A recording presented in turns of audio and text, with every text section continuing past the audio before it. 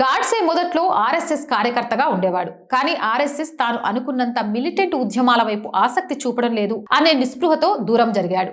Hindu Mahasabha banner కిందే 1938-39లో హైదరాబాద్లోని నిజాంకి వ్యతిరేకంగా ముక్తి సంగ్రామ్ పోరాటం జరిపాడు. 1938 నుంచి 39కే ఆర్ఎస్ఎస్ కి దూరం జరిగి హిందూ మహాసభలో యాక్టివ్ గా ఉన్నాడు. అంటే 1948లో గాంధీ చనిపోయేసరికి దాదాపు 10 సంవత్సరాల ముందే ఆర్ఎస్ఎస్ కి దూరం జరిగి హిందూ మహాసభలో జాయిన్ అయ్యారు. నాథూరాం గాడ్సే గాంధీని చంపాడు. అతన్ని అరెస్ట్ చేశారు.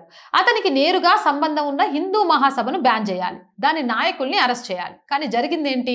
గాంధీ హత్య తర్వాత హిందూ మహాసభను బ్యాన్ చేయలేదు. కానీ ఫిబ్రవరి 4, 1948న ఆర్ఎస్ఎస్ పై నిషేధం విధించారు.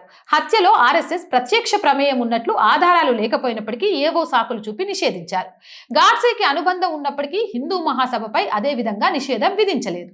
హిందూ మహాసభలో కీలక బాధ్యతల్లో ఉన్నప్పటికీ గాంధీ హత్య కేసులో నిర్మలా చంద్ర చటర్జీపై ఎలాంటి ఛార్జ్ షీట్లు లేదా అరెస్టులు జరగలేదు. ఎవరో మూడో వ్యక్తి చేసిన నేరానికి ఆ భావజాల గల సంస్థలను బ్యాన్ చేయాలి అంటే అదే రూల్ పాటించి నక్సల్స్, మావోయిస్టుల హింసకు కమ్యూనిస్టు పార్టీలను బ్యాన్ చేయాలి కదా, ఎందుకు చేయలేదు?